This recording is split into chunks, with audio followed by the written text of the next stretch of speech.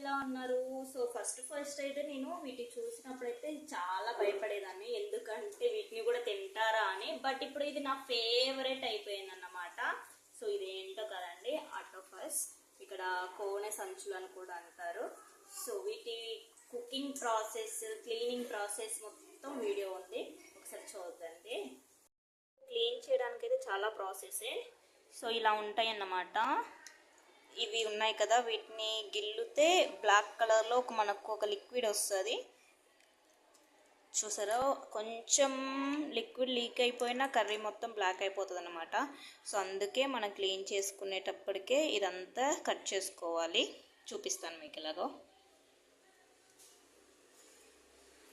So ఇది ఉంటుంది కదా, ఇలా కట్ చేసుకోవడం.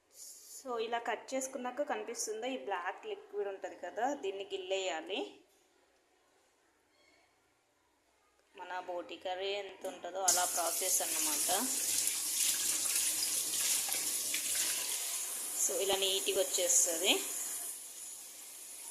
సో ఇవన్నీ క్లీన్ చేసుకొని మీకు ఒకసారి అయితే చూపిస్తాను. సో ఇవి ఆక్టోపస్.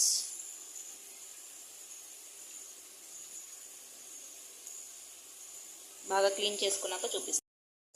ఇలా కొంచెం నార్మల్గా తీసేసి పెట్టేసుకున్నాం. ఇందులో బ్లాక్ లిక్విడ్ ఉంటుంది కదా, అది తీసేసుకున్నాం. ఇప్పుడు క్లీనింగ్ ప్రాసెస్ చూద్దాం. సో కొంచెం సాల్ట్, పసుపు వేసుకొని బాగా క్లీన్ చేస్తేనే కానీ, లేకపోతే మాత్రం నీసు వాసన వస్తుంది. మన బోటి సేమ్, సో కానీ టేస్ట్ మాత్రం వేరే లెవెల్ ఉంటుంది అన్నమాట.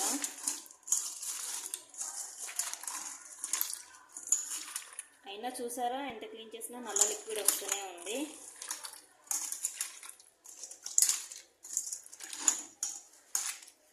చపాతీలోకి మాత్రం ద బెస్ట్. నాకైతే రైస్లో కన్నా చపాతీలో చాలా నచ్చింది. చపాతీలో బాగుంటుంది. ఒక్కసారి వాటర్ వేసుకొని కడుక్కున్నా.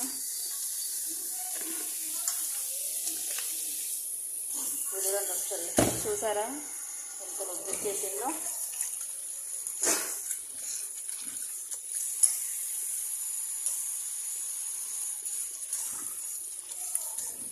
క్లీనింగ్ ప్రాసెస్ పెద్దదన్నమాట. ఇది సేమ్ మన బోటి కర్రీ ఎలా చేసుకుంటామో అలా చేసుకోవడమే. యాక్చువల్గా ఇప్పుడే పవర్ కట్ అయింది. ఎక్కడైనా అద్భుతాలు చేద్దామంటే అప్పుడే పవర్ కట్ అయిపోయింది. సో ఇంకొంచెం ఉప్పు వేసుకొని క్లీన్ చేసుకున్నాం. ఇలా పిసికితే మాత్రం నుర్జు వచ్చేస్తుంది.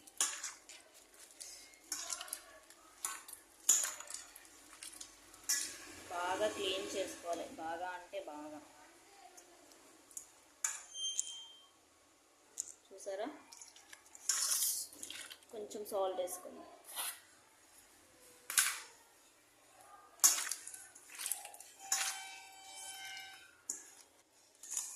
బాగా రుచి చేసుకుందాం.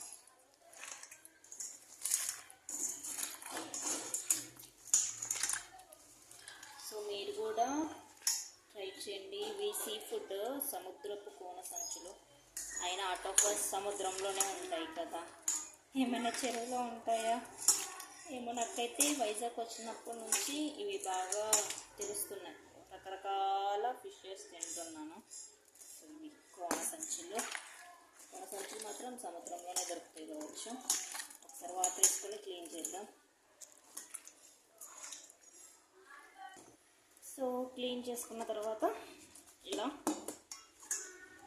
చూసారా, కోన సంచులు. కానీ టేస్ట్ మాత్రం బాగుంటుంది. మళ్ళీ ఎందుకు చెప్తున్నానంటే దాని టేస్ట్ అలాంటిది అన్నమాట. సో ఇది కొంచెం ఉంది కదా, ఇలాంటి క్లీన్ చేసేసుకుందాం. ఈ సాల్ట్ పెట్టి రుద్దాక వస్తాయి. సో క్లీన్ చేసుకుందాం. నెక్స్ట్ ప్రాసెస్ ఏంటంటే వేడినీళ్ళలో ఉడకబెట్టాలి. సో వేడినీళ్ళలో ఉడకబెట్టడం వల్ల కొంచెం ఆ నాచు స్మెల్ రాదన్నమాట. చేపల నాచు స్మెల్ రాదు. సో ఒకసారి అయితే వాటర్లో వేడి చేసుకుందాం. చాలా రోజుల తర్వాత లాంగ్ వీడియో చేస్తున్నా. ఈరోజు వచ్చి నేను కోనె సంచులు అన్నమాట, ఆక్టోపస్ కదా. ఇవి పెద్దవి. వీటిని ఎలా కర్రీ చేయాలి, ఎలా క్లీన్ చేయాలో చూపిస్తాను మీకు. ఇందులో కొంచెం వాటర్ వేసుకొని గ్యాస్ మీద పెట్టేసుకొని కోడి సంచుని వేడి చేద్దాము. కొంచెం వాటర్ వేసేసుకుందాము. ఒక్క నిమిషం. పట్టుకొని పెట్టేసుకొని సింక్లో పెట్టేసుకొని సో ఒక గిన్నెలో వాటర్ పెట్టేసుకోవాలి. పెట్టేసుకొని కొంచెం హైలోనే పెట్టేసుకుందాము. పెట్టుకొని దీంట్లో కొంచెం పసుపు, కొంచెం సాల్ట్ కూడా వేసుకుందాం. ఎందుకంటే నీసు వాసన పోయిద్ది అన్నమాట. ఎంత ఏమైనా నీసు వాసన వస్తుంది కోడి సంచులో. కోడి సంచులో నాకు అంత క్లారిటీ తెలియదు. ఆటోఫస్ అయితే తెలుసు. సో వీటిని అయితే ఇక్కడ కోడి సంచులో కోన సంచులో అంటారు. మీకు మాత్రం తెలిస్తే కామెంట్ చేయండి. సో కొద్దిగా సాల్ట్ వేసుకుందాం. ఇది మరిగాక దీంట్లోకి ఇందాక ఫ్రెష్ కడిగి పెట్టేసుకున్నాం కదా, ఈ కోన సంచులు వేసుకుందాం. సో వాటర్ కొంచెం వేడెక్కాయి. ఇప్పుడు ఈ కోన సంచుల్ని మనం దీంట్లో వేసుకుందాం. వాటర్ ఎక్కువ అయ్యాయి అనుకుంటా, కొన్ని తీయాల్సి వస్తుందేమో, ఎందుకంటే ఇవి ఎక్కువ ఉన్నాయి. కొన్ని వాటర్ తీసేద్దాము, ఎందుకంటే మరగాలి కదా, మళ్ళీ ఎక్కువైపోతాయి అన్నమాట. సో మళ్ళీ పొంగిపోతాయి కదా, అందుకే కొన్ని వాటర్ తీసేసుకున్నాము. సరిపడా అయితే వేయకుండా నేను ఎక్స్ట్రా వేసేసాను. సో నీసు వాసన పోవడానికే ఇవి మాత్రం, ఓన్లీ నీసు వాసన పోవడానికే. ఒకసారి మీకు చూపిస్తా. నీసు వాసన పోవడానికి మాత్రమే ఇది. మనం ఇలా వేడి నీళ్ళలో వెయిట్ చేసుకునేది.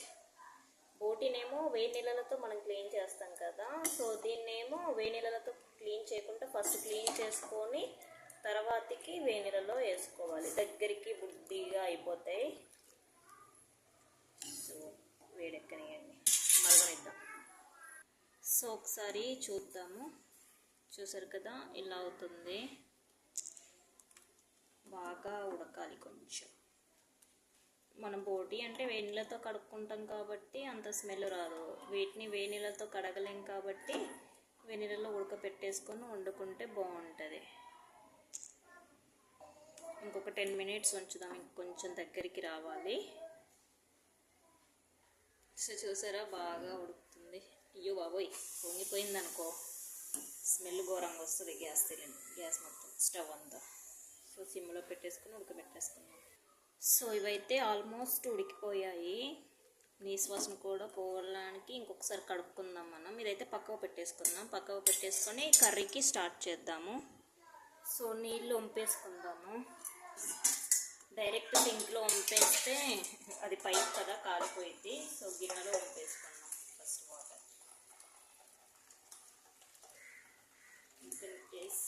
చూసారా ఎన్ని అయ్యాయో, అంత ఆటోఫస్ ఎన్ని అయ్యాయి అన్నమాట. బాబాయ్ కాలుతుంది. ఈ నీళ్ళు పక్కకు పెట్టేసుకుందాం. పారబోసుకోవచ్చు, ఎందుకంటే సింక్లో పోస్తే వేడికి దగ్గర అయిపోయింది. ఇంకొకసారి క్లీన్ చేసుకుందాం. సో ఇట్లా తీసుకెసుకున్నాం అనుకో, నీట్గా వస్తుంది. చాలా పెద్ద ప్రాసెస్. సో చూసారు కదా, ఇది లాస్ట్ మనం క్లీన్ చేసుకొని అన్నీ చేశాక ఇలా ఉంటుంది. ఇప్పుడు కర్రీ చేసేసుకుందాం. చూసారా, దగ్గరికి అయిపోయాయి. సో బాగుంటుంది కర్రీ మాత్రం, కానీ ప్రాసెస్ ఎక్కువ అన్నమాట, క్లీనింగ్ ప్రాసెస్ ఎక్కువ. సో ఇప్పుడు కర్రీకి రెడీ చేసేసుకుందాం. సో ఫస్ట్ అయితే కొంచెం ఆయిల్ వేసుకుందాము. ఫ్రై చేస్తున్నాను కదా, కొంచెం పర్వాలేదు, కొంచెం ఆ మాత్రం వేసుకుంటే చాలు. ఫస్ట్ ఆఫ్ ఆల్ అయితే పచ్చిమిర్చి, సో ఆనియన్, కరివేపాకు.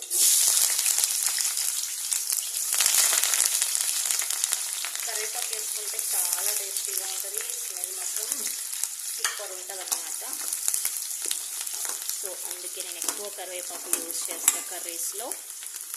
ఇవి కొంచెం బాగా ఫ్రై అవ్వాలి. సో కొద్దిగా పసుపు వేసుకుందాము. పసుపు కొంచెమే వేసుకుందాం, ఎందుకంటే ఇందాక మనము ఆటోఫస్ని ఉడికించాం కదా, అందులో కొంచెం పసుపు వేసుకున్నాం. అవి అలానే పచ్చిగా ఉన్నాయి కదా, మళ్ళీ ఇందులో కూడా ఎక్కువ పసుపు వేసుకున్నాం అనుకో, పోపులో పసుపు స్మెల్ వచ్చేస్తుంది. సో ఇప్పుడు మిక్సీ పట్టుకున్న అల్లం వెల్లుల్లి పేస్ట్, కొంచెం ధనియాలు కూడా వేసాను దీంట్లో.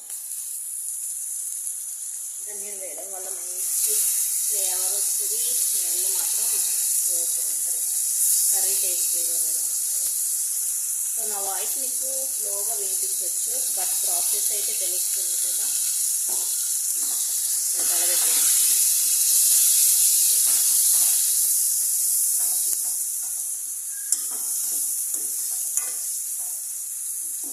అల్లం పేస్ట్ ఏంటి పచ్చివాసన పోయేంత వరకు వేపేసుకుందాము సిమ్లో పెట్టేసి. కొంచెం ఫ్రై అయింది కదా, ఇప్పుడు టమాటో వేసుకుందాము. టమాటో ఎందుకంటే పులుపు కోసము వేస్తున్నా, చింతపండు కూడా వేసుకుంటారు. సో ఇప్పుడు మనకు వచ్చి టమాటాలు, సమ్మర్లో వచ్చి టమాటాలు చాలా పుల్లగా ఉంటున్నాయి అనేసి నేను ఒక టమాటో యాడ్ చేస్తున్నా. సో స్టీల్ గిన్నె కదా, మాడిపోయే ఛాన్సెస్ ఎక్కువ ఉంటాయి, అందుకే దగ్గరుండి వండాలి. సో ఇది కూడా కొంచెం ఫ్రై అయ్యాక మనము అటోఫాస్ వేసేసుకుందాం, చాలా బాగుంటుంది. ఫస్ట్ ఆఫ్ ఆల్ అయితే నేను చూసినప్పుడు భయపడేదాన్ని వీటిని చూసినప్పుడు. సో ఇప్పుడైతే కొంచెం ఫ్రై అయిపోయింది కదా, మనం ముందుగా క్లీన్ చేసుకున్న అటోఫాస్ వేసేసుకుందాం. కోనె సంచులు ఇవి ఎవరైనా ఫేవరెట్ ఉంటే కామెంట్ చేయండి. వీటిని బాగా ఫ్రై చేసుకోవాలి, కనిపిస్తున్నాయా నీట్గా. సో అట్లా బాగా ఫ్రై చేసేసుకుందాం. ఏవైతే బాగా ఫ్రై అయ్యాక కారం, ఉప్పు, మసాలా పొడి అంతే, సూపర్ ఉండదన్నమాట. టేస్ట్ మాత్రం వేరే లెవెల్, చపాతీలో ద బెస్ట్ అంటే ద బెస్ట్. సో ఇలాగా పెట్టేసుకొని కొంచెంసేపు మగ్గించుకున్నాం అనుకో చాలా బాగుంటుంది. సో కాసేపు మగ్గించుకుందాం. సో దీంట్లో కొంచెం సాల్ట్ వేసుకున్నాను, వీడియో తీయడం మర్చిపోయా, అందుకే మగ్గిస్తున్నాను. కొంచెం సాల్ట్ వేసుకొని అలా సాల్ట్ వేసుకున్నాం అనుకో మగ్గిపోయింది.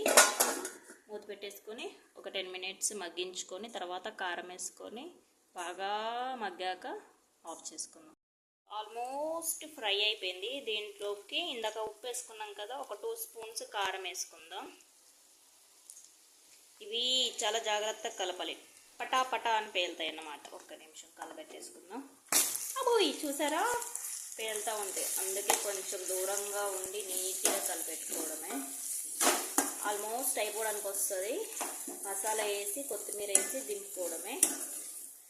పేలుతున్నాయి అన్నమాట, అందుకే కలబెట్టడానికి కూడా చాలా భయంగా ఉంది. సో వైజాగ్ వచ్చాక నా వన్ ఆఫ్ ది ఫేవరెట్ అయిపోయింది అన్నమాట ఈ కర్రీ. సో బాగా ఫ్రై అయిపోయాక కొంచెము మసాలా కొంచెం కొత్తిమీర వేసుకుంటే అయిపోయినట్టే.